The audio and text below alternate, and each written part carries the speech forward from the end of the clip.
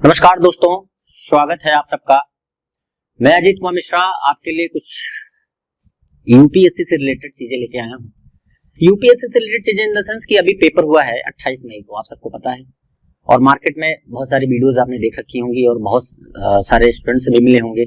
आपने खुद भी बहुत सारे पेपर पहले भी दिए होंगे, ये भी पेपर देख लिया होगा। करंट टाइम में जो न्यूज चल रही है कि पेपर टफ है, पेपर टफ है, पेपर टफ है, बोल रखा है लोगों ने। सच है ये कि पेपर बहुत टफ है। टफ इस मायने में है कि पेपर को टफ बना दिया उसके ऑप्शन ने।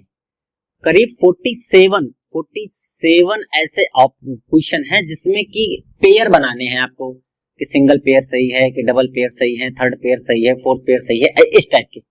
तो वो टफ हो गया ना। अब आपने अभी तक के जो पैटर्न दिए थे उसमें तो आप 2 पकड़ लेते थे, मान लीजिए कोई 2 की भी पकड़ लिया आपने तो सॉल्व हो जाता था बहुत इजी तरीके से। लेकिन आप पेयर बना दिए तो हम एलिमिनेशन का तो सारा कॉन्सेप्ट खत्म हो गया। तो जब जैसे ही एलिमिनेशन का कॉन्सेप्ट खत्म हुआ, वो पेपर थोड़ा फैक्चुअल हो गया, ज्यादा इंफॉर्मेशन की मांग करने लगा। जब ज्यादा इंफॉर्मेशन की मांग करेगा तो देखिए आईएएस की पढ़ाई में सबको पता है कि समुद्र है, उसमें से एक लोटा पानी जैसे निकालते हैं उसी प्रकार से निकालना है। इतनी सारी बुकों और दुनिया भर की चीजें पढ़नी होती हैं, उसमें से आपने ऐसा पेपर बनाया जिसको पढ़ने में ही 2 घंटे लग जाएं, सॉल्व करने की तो बात छोड़ दीजिए। पेपर बनाया, उसके ऊपर से इतना लेंदी कर दिया, उसके ऊपर ऑप्शन इतने आपने ट्रिकी कर दिए, इस लेवल के कर दिए कि आप आईएएस नहीं बना रहे हो, ऐसा लग रहा है डायरेक्ट प्रधानमंत्री बना रहे हो। तो इस हिसाब से पेपर बनाया है आपने। और फिर मैं ये नहीं कह रहा हूं कि पेपर टफ नहीं होना चाहिए या फिर इजी नहीं होना चाहिए, ये मैटर नहीं है पढ़ने वालों का, लेकिन आप इस लेवल पे बनाओ तो कि जो सीरियस स्टूडेंट हैं, जो वास्तविकता में पढ़ते हैं, जिनका लास्ट अटेम्प्ट होगा, जिन्होंने पहला अटेम्प्ट दिया होगा, क्या विचारधारा लेकर जाएंगे इस यूपीएससी के विषय में कि जिंदगी बर्बाद कर दी। भाई सोचिए इस बात को। तो हम यहाँ पर आज आपको पेपर दिखा देते हैं। पेपर का मॉडल कुछ ऐसा रहा है, ये यूपीएससी से पेपर डाउनलोडेड है। हम यहाँ पर स्टार्टिंग के 10 क्वेश्चन को आपको देखेंगे, 10 क्वेश्चन की बताने का प्रयास करेंगे, और हम ये बताएंगे कि लिंक कैसे करके आप क्वेश्चन के आंसर तक पहुंच सकते थे। ठीक है, कैसे आप उस क्वेश्चन के आंसर तक पहुंच कर सकते थे। थोड़े थोड़े कीज हैं, देखिए एग्जैक्टली किसी को नहीं आता है, सबको पता है 20 से 25 क्वेश्चन से ज्यादा नहीं आता है। हम सिर्फ उस कीज, जो छोटी छोटी कीज होती हैं, उनके विषय में अगर जानते हैं तो हम उनसे गेस कर सकते हैं, वो भी एग्जैक्टली पता नहीं होगा। तो आइए स्टार्ट करते हैं, आपको हम बताएंगे एक एक करके 10 क्वेश्चन आज इस सीरीज में हम डिस्कस करेंगे। और देखिए पेशेंस बनाए रखिए, अपने ऊपर विश्वास रखिए।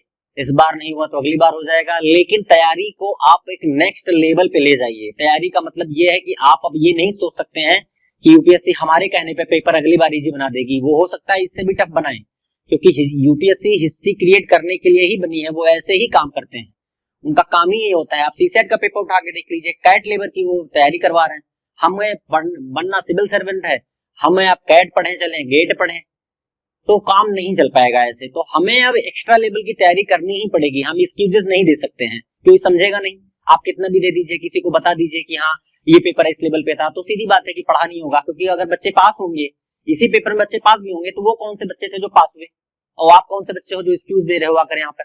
इसका मतलब उनकी मेंटल एबिलिटी अलग होगी, लेकिन उनको ये नहीं पता है कि वो मेंटल एबिलिटी में अगर 11,000 पास हो रहे हैं तो 10,000 तो आईआईटीएंस हैं, वो उसी लेवल के करके चीजें आ रहे हैं। या तो आप लिख दो, ये चीजें बता दो कि भैया हम आईआईटी क्वालिफाइड बच्चों को ही लेंगे प्रीलिम में, और उन्हीं के थ्रू पेपर होगा। आप ये तो प्रीलिम में लिख के चीजों को डाल दो कि भैया इसमें कॉमर्स और आर्ट वाले ये सब गायब रहेंगे, इससे कोई मतलब नहीं है। हिंदी इंग्लिश मीडियम वाला कोई भी हो, सिर्फ आईआईटी के थ्रू ही आप बच्चे यहाँ पर आकर के पेपर दे सकते हो। उस लेवल का माइंड डेवलप करके आओ, तो फिर आप अलग की बात है। बाकी अपॉर्चुनिटी तो उन्हीं को मिल रही है ना। आप उठाकर रिजल्ट देख लीजिए, 70 से 80% रिजल्ट उन्हीं का है, ईच एंड एवरी ईयर है। तो आप इस बात, उन्होंने ये धारणा ही बना रखी है कि हम उन्हीं को लेंगे, तो फिर ये लिख के मेंशन कर दो एक सब टाइटल्स में भैया कि ऐसे करना है। तो आइए पहला क्वेश्चन देखते हैं इसमें। जैसा कि आप सबको पता है कि पहले क्वेश्चन में टोटल फैक्ट पूछा है। निम्नलिखित कथनों पर विचार कीजिए। झेलम नदी वुलर झील से होकर निकलती है। आप सिंपल सी बात है कि आपको ये पता होगा कि वुलर झील कहाँ है। झेलम नदी, नदियों के सेक्शन में आपने पढ़े होंगे ये बातें कि झेलम नदी कहाँ से निकलती है और कहाँ को जाती है। और ये नॉर्मल सी बात है, एनसीईआरटी में लिखा हुआ है, ऐसा मैं कुछ नहीं कह रहा हूँ, एनसीईआरटी में मिलेगा। लेकिन ये इतना गजब का फैक्ट है कि इतना याद करके रखना तो बहुत मुश्किल भी काम है। चलिए पहला फैक्ट हो गया, होकर निकलती है। मैं मानता हूं कि मुझे उस समय पर एग्जाम में याद नहीं आया। हमें इतना पता था कि वूलर झील कहाँ पे है, G20 का समिट होने वाला है, वहां पर हमें पता है कि 4-5 गनर टहल रहे हैं लेकर के वूलर झील में ही, वो अपना क्या बना रहे हैं, आसियाना बना रखा है। हमें इतना पता है कि वूलर झील जम्मू कश्मीर में है, और जो झेलम झील है हाँ जम्मू कश्मीर के आई साइड में पाई जाती है। अगर आपने नॉर्मल ही पढ़ा है तो आपको इतना तो पता ही होगा कि वो जम्मू कश्मीर के साइड की कहीं बात कर रहा है। इंटेलिजेंट गेस, कॉमन सेंस या कुछ भी कह सकते हैं आप, जो भी लगा सकते हैं। दूसरी चीज बोल रहा है कि कृष्णा नदी सीधे, एक वर्ड डाला सीधे, उसके बाद कह रहा है कोरोलू झील। आपको पता होगा, अगर नहीं पता तो फिर से पढ़ लीजिएगा। 2018 के यूपीएससी के पेपर में एक क्वेश्चन आया हुआ था, उसमें पूछा था कि 2018 के या 17 के शायद, आई थिंक इसी में, इस टाइप के क्वेश्चन में आया था। उसमें पूछा हुआ है, यूपी पीसीएस 2021 और 22 के पेपर उठाकर देखिए, उसमें क्वेश्चन पूछे गए हैं कोरोलू लेक के ऊपर, ठीक है। तो उसमें सीधा पूछा गया है और ये बताया भी गया है उसमें, अगर आपने डिस्क्रिप्शन पढ़ा होता, कि कहां कहां से पानी आता है उसमें कोरोलू लेक में, ठीक है। ये पीसीएस एग्जाम में आया है, जर्नल स्टेटमेंट है कि कृष्णा नदी सीधे कोरोलू झील का भरण करती है। सीधे का मतलब है कि कोई दूसरी नदी नहीं है, नदियों का तंत्र है भारत में, सबको पता है, कॉमन सेंस वाली बात है। लेकिन ये चीजें यहाँ बकवास करने के लिए अच्छी हो सकती हैं, यहाँ बताने के लिए अच्छी हो सकती हैं, लेकिन वहां पे 2 घंटे में दिमाग काम नहीं करेगा, क्योंकि इतना लेंदी पेपर है। आपको 2 घंटे में पूरा 100 क्वेश्चन टच करना है, तो आप सोचोगे कैसे? इतने फास्ट तरीके से तो नहीं करता ना आदमी, या इतना लेंदी पेपर बना करके हम जो यहाँ पर बता देंगे वो सत्य है कि हम बता सकते हैं, क्योंकि हमें पेपर मिल गया है, हमने उसके ऊपर रिसर्च कर ली होगी, बता देंगे।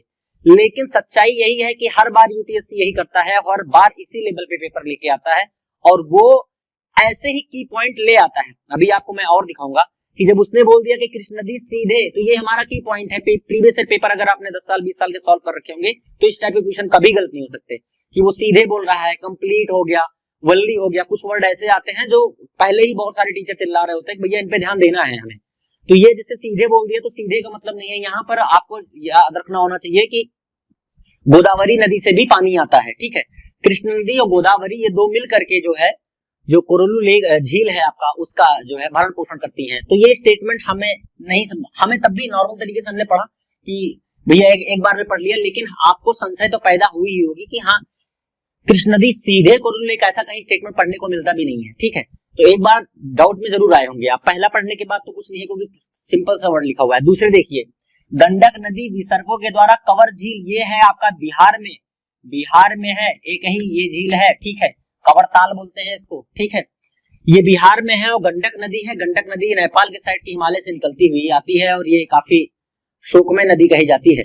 तो ये कवर झील को भरण पोषण करती है और निर्मित है उसी से, विसर्गों का निर्माण करती है, क्योंकि विसर्ग की वजह से ही वहां बहुत सारी बाढ़ और दुनिया भर की चीजें आती रहती हैं। तो दूसरी स्टेटमेंट हमें ये पता है, और ये पहली स्टेटमेंट पता है। दूसरी स्टेटमेंट बता दिया कि कृष्णा और गोदावरी नदी से पानी आता है। तो आप आ जाइए, अब यहाँ पर टफ कर दिया, इतना आपने किसी तरह सॉल्व कर लिया दिमाग लगा करके फजीहत, अब दुनिया भर की चीजें जो खर्च कह सकते हो आप। अब सोचिए मैं इतना टाइम ले रहा हूँ, वहां आपने इसको सेकंड भर में करना है या मिनट भर में करना है। तो सच्चाई तो यही है कि थोड़ा टाइम तो लगेगा ही, ठीक है। अब आ जाइए ऑप्शन पे। ऑप्शन में कह रहा है उपयुक्त में से कितने कथन सही हैं।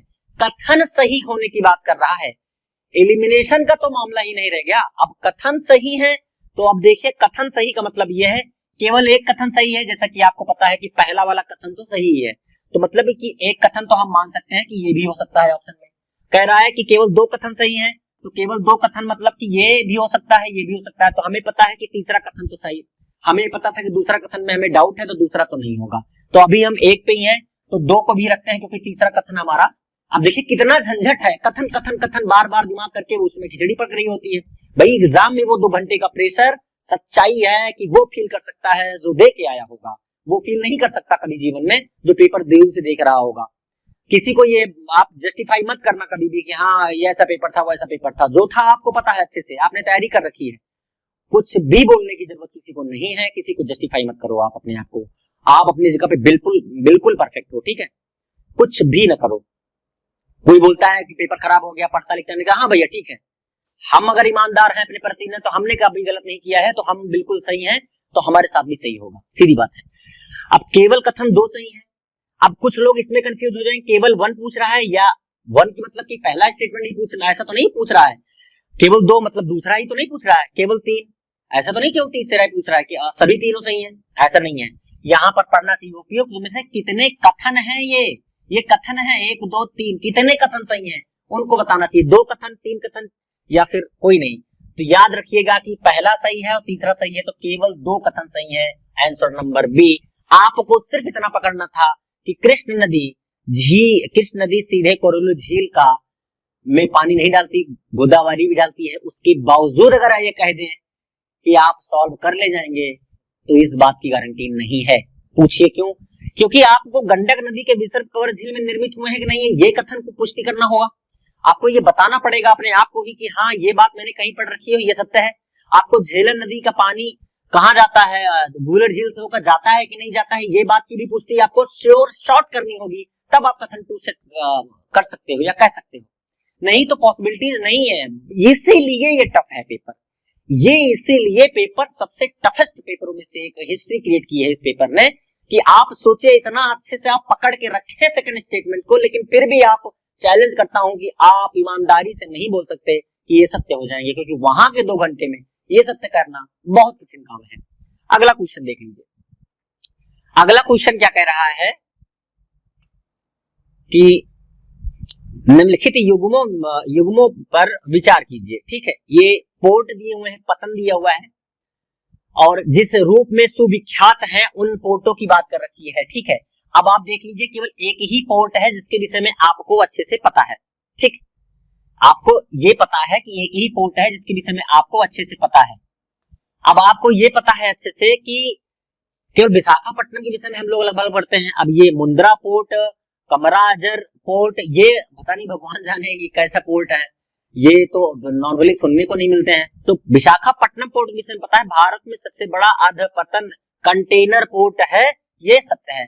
सही युग्म, फिर वही चीज यहाँ पर डाल दी है, सही युग्म। आप कह रहा है मुंद्रा पोर्ट भारत में निजी स्वामित्व वाला सबसे बड़ा पतन है, हमें इसके विषय में बिल्कुल नहीं पता है, ऐसा कौन सा पतन है भाई निजी स्वामित्व वाला। ठीक है, अब इसके बाद कर रहा है कमराजर पोर्ट जो है ये भारत में कंपनी के रूप में पंजीकृत सबसे पहला प्रमुख पतन है, ये सत्य हो सकता है। ठीक, ये सत्य हो सकता है। तो केवल 2 युग्म सही है। आपको नहीं भी पता है तब भी और आपको पता है तब भी ये क्वेश्चन करना अपने आप में बहुत बड़ा चैलेंज है। ठीक है, बहुत बड़ा चैलेंज है।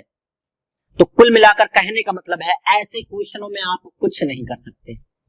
कहां से लाएं भैया ये चीजें? आप देखिए ना, ऐसे ऐसे क्वेश्चन, टर्मिनोलॉजी दे रखी है कि भारत में निजी स्वामित्व वाला सबसे बड़ा पतन है, फिर बाहर कह रहा है कंपनी के पंजीकृत सबसे बड़ा पतन है, ये कहीं मिलता भी तो नहीं है। आप ये तो डिफाइन करके दीजिए भैया, इस टाइप की पूछे। आप एक सिलेबस डिजाइन किया, लेकिन आपने कभी सिलेबस पे पूछा ही नहीं है, आप सिलेबस के बाहर ही पूछते हो हर चीज हर बार। आगे देख लीजिए, अब ये देखिए उपयुक्त में से कितने पर्णपाती वृक्ष हैं। अब देखिए महुआ है क्या, कटहल है क्या, ये पूछा है, नाम भी इनका दे रखा है वैज्ञानिक, सागौन। सागौन के विषय में आप पढ़ते हैं, सागौन तो मान सकते हैं। महुआ है क्या, कटहल है क्या, कटहल है क्या, आप इनके विषय में नॉर्मली नहीं देखते होंगे ना, पर्णपाती। लेकिन हमारे यहाँ, मुझे जहां तक पता है, ये मेरा पर्सनल ओपिनियन है कि महुआ के पेड़ों की पत्तियां झड़ती हैं तो पर्णपाती वन होते हैं, सागौन के वन भी शायद पर्णपाती होते हैं, पत्तियां उसकी भी झड़ती हैं, तो ऑप्शन बी होगा सही। ठीक है, लेकिन ये करना कठिन है, सच में कठिन है, कोई दो राय नहीं है। दो ही स्टेटमेंट सही है। कटहल के विषय में मुझे कोई आइडिया नहीं है, इसीलिए मैंने केवल 2 चुना है। हो सकता है ये गलत भी हो सकता है, ये मैं नहीं कह रहा, लेकिन जो मैंने चुना है वो कॉमन सेंस के आधार पर कि सागौन के विषय मैंने कहीं कहीं सुन रखा था, और महुआ की पतझड़ की, क्योंकि पर्णपाती वन बोल रहा है तो पत्ते उनके झड़ते होंगे, और ऐसा पॉसिबिलिटीज है कटहल के विषय में, कटहल के पत्ते झड़ते हैं कि नहीं झड़ते, वो कभी देखा ही नहीं है, उस लेवल पे होगा जा करके, या सुना ही नहीं होगा, पढ़ा ही नहीं होगा कहीं पर, फिर भी मैंने, ये मेरा मानना है। अब आगे आ जाइए आप, चौथा स्टेटमेंट देख लीजिए क्या कह रहा है, चीन की तुलना में भारत के पास अधिक कृषि योग्य क्षेत्र है। अब फिर देखिए कि पेयर बना रखे हैं इस बंदे ने, सब में पेयर वाला कॉन्सेप्ट चल रहा है, और उसमें यही पेयर वाला बोल रहा है। आप देखो, चीन की तुलना में भारत के पास कृषि योग्य क्षेत्र अधिक है कि नहीं है, ये बताना है आपको। अगला स्टेटमेंट, चीन की तुलना में भारत में संचित क्षेत्र का अनुपात अधिक है, ये सत्य है। ये तो पकड़ में आ गया कि चीन की तुलना में भारत में संचित क्षेत्रों का अनुपात अधिक है, मान सकते हैं। चीन की तुलना में भारत की कृषि में प्रति हेक्टेयर औसत उत्पादकता अधिक है। अब इसमें पेयर बनाने हैं। चीन की तुलना में भारत के पास अधिक कृषि योग्य क्षेत्र है, ये कहना सत्य नहीं हो सकता। कृषि योग्य क्षेत्र चीन के पास भी बहुत ज्यादा मात्रा में है, ठीक है, बहुत ज्यादा मात्रा में है। इसीलिए हमें ये टोटल फैक्ट पे गिनना था, लेकिन एक स्टेटमेंट पकड़ में आई, सिर्फ ऊपर वाली। बाकी चीन की तुलना में भारत की कृषि में प्रति हेक्टेयर औसत उत्पादकता अधिक, ये आपने अगर पढ़ा होगा, एग्जैक्टली डेटा आपके पास होगा, जैसे मैं तो अब बता रहा हूँ, तो रिसर्च की होगी कहीं कहीं, पढ़ा होगा, तभी तो बता रहा हूँ देख के, ऐसे तो नहीं बता रहा। ऐसे तो नॉर्मल सॉल्व करना बहुत हालत खराब हो जाएगी उसमें, ठीक है। तो इसमें भी पेयर 2 सही है, ठीक है। आगे आ जाइए। निम्नलिखित में से कौन सा एक समुद्र स्तर में पुनरावृत्त या पुनरावर्ती गिरावट का सर्वोत्तम उदाहरण है? जैसे वर्तमान समय की सुविस्तृत कच्छ भूमि उत्पन्न हुई है। ध्यान सुनिएगा, कुछ बहुत नहीं करना था, बहुत सिंपल सा था ये। कह रहा है कि निम्नलिखित में से कौन सा एक, पहली बात तो समुद्र पकड़िए, समुद्र स्तर की बात कर रहा है। तो ये देखिए, भीतरकनिका मैग्रोव उड़ीसा के समुद्र तट पे है, कच्छकरण ये भी समुद्र के तट पे है, मकरन लवण बेसिन ये भी समुद्र के तट पे है। ये 2 चीजें हमें पता लग गया है। नोपड़ा अनूप ये शायद उड़ीसा के साइड में, ये भी समुद्र पे है। चारों समुद्र पे है, ये एक चीज पकड़ में आ गई। किस समुद्र की बात कर रहा है? चारों समुद्र में है। अब कोई चांसेस नहीं है कि हम इसको इजीली सॉल्व कर पाएंगे। पुनरावृत्त बार बार किसी चीज की एक बार बार बार रिपीट होना चीजों की बात कर रहे हैं, तो गिरावट का सर्वोत्तम उदाहरण है। पुनरावृत्त मतलब बार बार गिरावट का सर्वोत्तम उदाहरण है, जिससे वर्तमान समय की सुविस्तृत कच्छ भूमि उत्पन्न हुई है। क्या कह रहा है? ये ऐसी चीजें हैं जिससे बार बार इनके पुनरावृत्त होने की वजह से सुविकसित कच्छ भूमि उत्पन्न हुई। और कच्छ के विषय में आप सबको पता है, नॉर्मल कच्छकरण, डी ऑप्शन, कुछ करना नहीं है। ये क्वेश्चन सिंपल सा था। क्वेश्चन नंबर 1 ये कह सकते हो, सिंपल है, आपकी पकड़ में आ सकता है। अभी तक हमने 5 क्वेश्चन डिस्कस किए हैं। 5 क्वेश्चन में एक क्वेश्चन ऐसा मिला है कि जो हम सीधे सीधे कह सकते हैं, वहां भी बहुत दिमाग लगाने वाली बात नहीं थी। पीएचडी करने गए तो फिर तो सच बात है। एक क्वेश्चन मिला है, बाकी चारों ऑप्शन ऐसे हैं, चारों क्वेश्चन ऐसे हैं, हाथ जोड़ो भागो वाली स्थिति है। अगला, भारत के कतिपय तटीय क्षेत्रों में, याद रखिएगा, भारत के कतिपय तटीय क्षेत्र की बात कर रहा है, में प्रचुर मात्रा में उपलब्ध है इल्मेनाइट और रूटाइल निम्नलिखित में से किसके स्रोत हैं? ध्यान से सुनिएगा, क्या कह रहा है? भारत के कतिपय तटीय क्षेत्रों में, तटीय क्षेत्र की बात कर रहा है। तमिलनाडु, उड़ीसा, आंध्र प्रदेश के क्षेत्रों में ये चीजें मिलती हैं। केरल, कर्नाटक और महाराष्ट्र के तटीय क्षेत्र हैं। अब आपको ये ध्यान लगाना पड़ता कि आपने जो पढ़ा है तो कौन कौन सी चीजें मिलती हैं। जैसे उड़ीसा साइड में बॉक्साइट मिलता है, तो वो कह रहा है कि प्रचुर मात्रा में इल्मेनाइट और रूटाइल निम्नलिखित में से किसके समृद्ध स्रोत हैं? ये अयस्कों की बात कर रहा है, डायरेक्टली साइंस का क्वेश्चन कह सकते हो आप, ठीक है। या फिर आप ज्योग्राफी से लिंक कर सकते हो। तो एल्युमिनियम तो पॉसिबिलिटीज नहीं है, ताम्र मिलता नहीं है, लोहा वहां मिलता नहीं है। हमें सिर्फ इतना पता है, टाइटेनियम पता है कि टाइटेनियम मिल सकता है। गेस करने वाली बात है, बस मैं बता रहा हूं कि एल्युमिनियम का तो पक्का पता है। तांबा राजस्थान मिलता है, जो कि तटीय क्षेत्र में नहीं आता है। ताम्र उत्पादन सबसे ज्यादा इधर साइड में होता है, तो ताम्र तो है नहीं, एल्युमिनियम होगा नहीं। लौह अयस्क जो मिलते हैं आपके छत्तीसगढ़ और झारखंड के साइड में मिलते हैं, उड़ीसा में उस लेवल पे नहीं है, ठीक है लेकिन उस लेवल पे नहीं है, इसीलिए मैंने टाइटेनियम का लिया हुआ है, ठीक है। एक यही इसमें हमको लगा, बाकी ये भी इजी कह सकते हो, लेकिन इजी वहां के लिए ना इस लेवल पे क्वेश्चन ऐसे पूछा है कि इजी मेरे वे में मत जाइएगा। मैं तो स्टडी करके आया हूं, अगर वो 2 घंटे में इसको करना हो तो सबसे टफेस्ट क्वेश्चन बना रखा है। भाई कौन याद रखता है इसको? इल्मेनाइट, रूटाइल, कौन याद रखता है इतनी चीजें? तो भैया पास होना है तो याद रखना पड़ेगा। तो भाई बिल्कुल सत्य बात है, लेकिन ये आपने इस लेवल के क्वेश्चन प्रीवियस में पूछे होने चाहिए थे ना। आपने बताए होते कि भैया हम इसी लेवल का लेंगे, इसी तरह से बनाएंगे, तब तो समझ में आता है। लेकिन मेरा मानना है कि एक ही क्वेश्चन मुझे जो सही लगा कि ये क्वेश्चन को आप इजीली कर सकते थे, बाकी अभी तक में सब आपने एक से एक महारत हासिल किए हुए हैं, ठीक है। संसार का लगभग 3/4 कोबाल्ट की बात कर रहा है, जो विद्युत मोटर वाहनों की बैटरी के निर्माण के लिए आवश्यक धातु है। चलिए ठीक है, मानते हैं। किस देश द्वारा उत्पादित किया था, ये फैक्ट है, आपको लेटेस्ट डेटा पढ़ना चाहिए।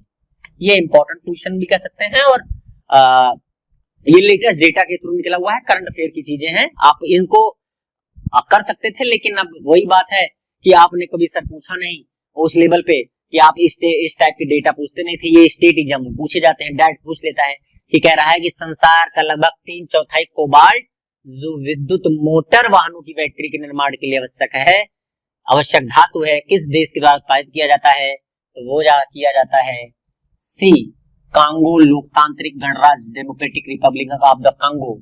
ठीक है, ये अब ये कहते हो कि आपको कैसे पता, भैया ये तो सीधी बात है कि कहीं ना कहीं स्टडी रिसर्च किया होगा। ठीक है, कोबाल्ट की बात कर रहे हैं, आगे आ जाइए। ये इंग्लिश मीडियम वाले इसको देख लेंगे थोड़ा सा। 10 क्वेश्चन की जैसे मैंने की बात कर रखी है, आपको मैं 10 क्वेश्चन बता रहा हूं। ठीक है, बाकी देख लीजिए, ये भी फैक्ट पे है टोटल। निम्नलिखित में से कौन सा एक कांगो बेसिन का भाग है? अब कांगो बेसिन का भाग कौन सा है? ठीक है, तो कांगो बेसिन का भाग कौन सा है? इसमें कांगो बेसिन के भाग के रूप में आपको देखना पड़ेगा कि कांगो बेसिन का भाग कौन सा है। तो अब आप इंटेलिजेंट गेस लगेगी कि ये टोटल फैक्ट पे है कि नहीं है। भाई कांगो बेसिन है तो दक्षिणी सूडान भी हो सकता है, और इसका शायद मेरे ख्याल से क्या था, हाँ कोबाल्ट के विषय में मैं मेरे ख्याल से कि अर्जेंटीना भी हो सकता है। ठीक है, लेकिन सी सही है, कांगो बेसिन का लोकतांत्रिक गणराज्य है। ठीक है, तो ये देखिए कितनी कंफ्यूजन है इतना तैयार होने के बावजूद भी। ठीक है, तो दक्षिणी सूडान नहीं होगा, कैमरून इसका दे रखा है। ठीक है, दक्षिणी सूडान नहीं होगा। ठीक, बाकी देख लीजिएगा एक बार आप, ऐसा नहीं है, लेकिन मेरा मानना यह है कि सबसे टफेस्ट स्टेट जो दे भी रखी है वो सबसे टफेस्ट स्टेटमेंटों में से एक है ये। ठीक, आगे देख लीजिए कि अगर बहरहाल मैं इसको और सर्च करूंगा, अगर कोई किसी प्रकार की त्रुटि रही होगी तो मैं उसको नेक्स्ट वीडियो में अपडेट भी कर दूंगा, क्योंकि सच्चाई ये है कि कोई ऑथेंटिक की नहीं बना पा रहा है, सब अपनी अपनी तरह से बता रहे हैं। हमने जितना जस्टिफाई कर पा सकते थे कि हमने उतना उस हिसाब से बताया है, लेकिन सच्चाई ये है कि अब यूपीएससी ही बताएगी वास्तविकता में क्या किसका था, और या तो उसका रिजल्ट बताएगा। ठीक है, आगे आ जाइए। निम्नलिखित कथनों पर विचार कीजिए। अमरकंटक पहाड़ियां विंध्य और सह्याद्री श्रेणियों के संगम पर हैं। बहुत इंपॉर्टेंट चीज दे रखी है, लेकिन अमरकंटक पहाड़ी विंध्य और सह्याद्री की बात कर दी तो ये गलत हो जाएगा, सह्याद्री की श्रेणियों के संगम पर नहीं है। बिलीगिरी रंगा या रंगन, ये क्वेश्चन आया हुआ है यूपीपीसीएस के 2018 के प्रीलिम में, आप उठाकर देख लीजिएगा, इसी के ऊपर आया है। बिलीगिरी रंगन पहाड़ियां सतपुड़ा श्रेणी के सबसे पूर्वी भाग में है। ये आंध्र प्रदेश के साइड में पड़ती है। कहां से आ गया सतपुड़ा इसमें भाई? हाँ, ये कह रहा है कि सतपुड़ा श्रेणी के सबसे पूर्वी भाग में है। अब मान लीजिए आपने ये पता है आपको कि ये सतपुड़ा पहाड़ियां हैं, अब सबसे पूर्वी भाग मतलब यहाँ कह रहे हो, जो कि आंध्र प्रदेश तो यहाँ है, आंध्र प्रदेश तो नीचे है ना, तो आप कहाँ ले जा रहे हो उसको? ये भी नहीं सही है, ये भी गलत है, ये भी गलत है। अब आ जाइए शेषाचलम, आपने पुष्पा मूवी देखेगी ना, झुकेगा नहीं वाला, वही है शेषाचलम की पहाड़ियों में। स्टार्टिंग में ही मूवी के बोल देता है कि शेषाचलम की पहाड़ियों में ही लाल चंदन की लकड़ियां पाई जाती है, जो कि आंध्र प्रदेश में है। शेषाचलम पहाड़ियां पश्चिमी घाट के सबसे दक्षिणी भाग में है। अब देखिए पश्चिमी घाट की बात करें तो आप एक एग्जांपल देख लीजिए कि पश्चिमी घाट की बात करें तो बहुत छोटा सा मैप बनाता हूं हिंदुस्तान का। देखिए ये है, अब ये यहाँ पर आपको पता है कि यहाँ से यहाँ तक में तमिलनाडु है, यहाँ से यहाँ तक में आंध्र प्रदेश है, यहाँ से यहाँ तक में केरल है, उसके बाद ये कर्नाटक का भाग आ जाता है।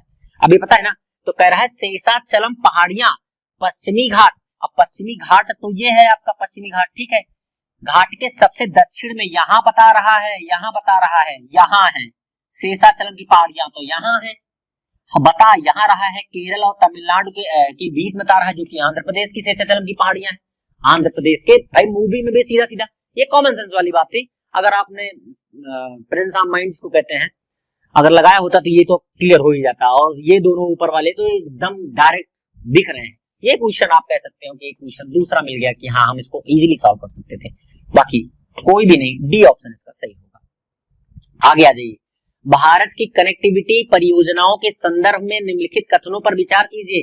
कह रहा है कनेक्टिविटी परियोजना के विषय में हमें बात करनी है, तो आइए देखते हैं कि स्वर्णिम चतुर्भुज योजना के अधीन पूर्व पश्चिम गलियारा कॉरिडोर डिब्रूगढ़ और सूरत को जोड़ता है। यार स्वर्णिम चतुर्भुज योजना 4 महानगरों की योजना है, आपने जुड़वा दिया है वो डिब्रूगढ़ और ये क्या नाम इसका सूरत को।